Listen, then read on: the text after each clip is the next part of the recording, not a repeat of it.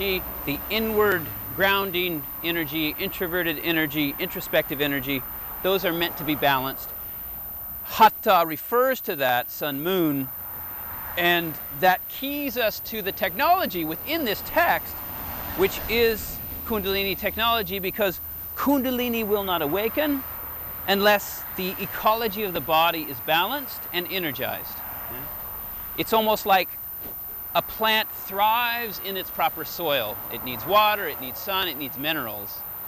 We're attempting to develop an inner ecology into which Kundalini can spring open. That's a big part of the preparation for the process and kind of pre-movement towards enlightenment that this text describes for us. How do we enrich the system of the body? How do we open the system of the body? How do we start to learn the primary practices around generating energy in the body so that we can, first of all, consciously move prana, move life force through the body, and then in those exercises awaken Kundalini itself, which when it begins to move forth has its own intelligence and will kind of take over the process. Topic for another lecture. So Hatha Yoga Pradipika, and then that last term, to flame forth. So part of what Svatmarama was involved in was a larger dialogue in his tradition.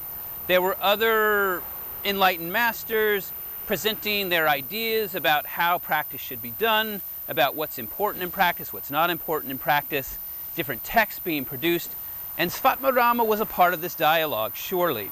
He could not have written such an intelligent and all-encompassing text if he was not. We know that he's referring to other volumes. So he writes this text called Hatha Yoga Pradipika, and Pradipika, of course, like Hatha, has many meanings. It can mean a lamp, it can mean to flame forth, it can mean a commentary, or to shine light on a topic. So Pradipika. So he's writing a commentary to shine new light on the topic, to make it clearer. Every great writer, especially every one that we've ever looked at or continue to look at, has made a topic clearer, has put it in a certain order in which we can understand it better. And Hatha Yoga Pradipika is a very, very key text in the Hatha Yoga conversation, this new style of yoga that emerged in the late Middle Ages. It's a very important node that clarifies it in a new way. And we'll talk a little bit about that. How does he clarify it? The Hatha Yoga tradition at this period was at play with other approaches to yoga practice.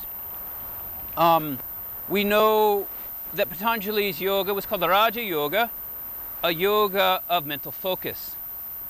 That yoga was definitely in the field, and when we read the first line of the Hatha Yoga Pradipika, Svatmarama will tell us that Hatha Yoga is only for the purpose of Raja Yoga. And we'll talk about a little bit that more in a moment. So Raja Yoga is in the field, Laya Yoga is in the field, this yoga of dissolution, dissolving of attachments, and then the yoga of nada, the yoga of sound.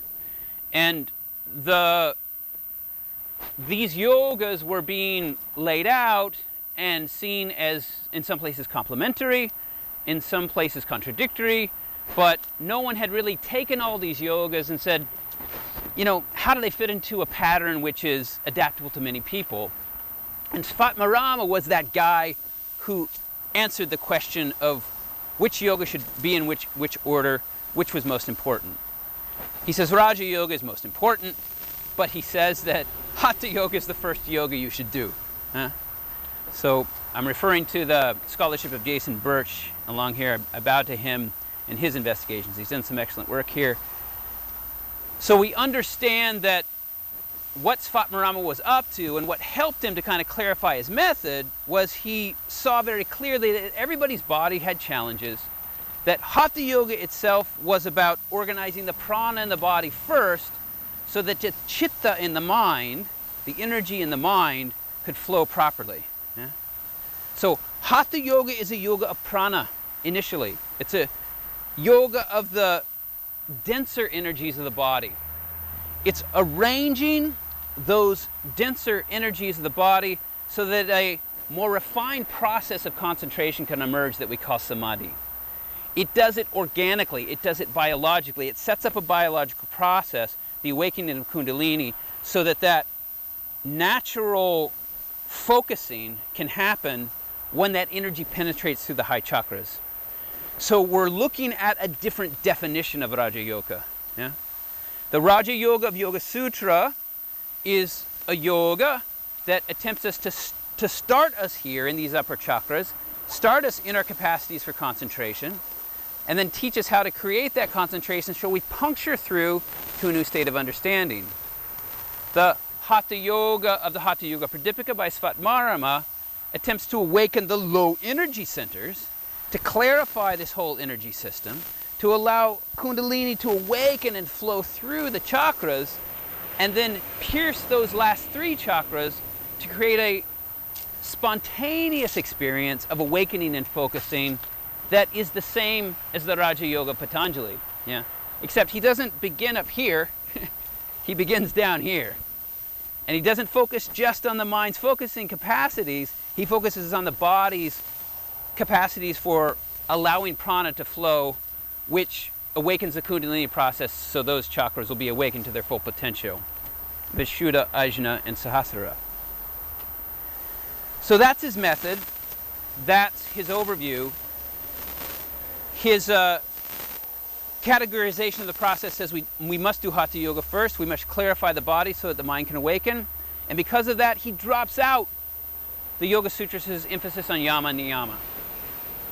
Yama and Niyama, the ethical rules that set up a yogi so that he or she will have proper relationships to the outside world so that it won't clutter their practice, is a key emphasis for Patanjali. And in his 8-limb system, he puts those two things first, not last. They're not the goal, but they prepare us for the goal. We don't find this in Svatmarama. He doesn't concern himself with Yama and Niyama because his process is a biological process. He wants to get us into a state of energy where we have an intuitive response to how we should operate in the world around us. Yeah? So he's not going to set up some contradictory state of mind. Oh, I should do this, but I feel like doing that. I feel like doing that, but I know I shouldn't, so I'm going to do this. He doesn't want to confuse us with some kind of guilt process or psychological conflict. He knows that the awakening of the energy will align us with Dharma, it will align us with Urta, it will align us with the rhythm of the universe. Our conscience will be awakened, and we will behave appropriately if we start with the energetics first. So he leaves Yama and Niyama aside. He gives us 4 chapters. The 4 chapters are asana, pranayama, mudra, and samadhi. So in that way, it is also a bit like Yoga Sutras, 4 chapters. It's also a very short book like Yoga Sutras. In the first chapter, he covers asana, and interestingly, for those who are students of Ayurveda or those who know of Ayurveda, the science of life that comes out of the Indian tradition, he co-opts a lot of that information. Partly because his primary goals are aligned with Ayurveda. Yeah? The understanding of the Indian tradition is that we can't really do sadhana, we can't really do yogic practice, we can't really do the move towards enlightenment unless we get the body healthy first. Yeah? Because, especially in this case, because this is Hatha Yoga, this is the forceful yoga. It's going to test your body, it's going to make your body work very hard. So we have to anchor it, we have to ground it, we have to get it in stamba, in strong standing, before we test it. So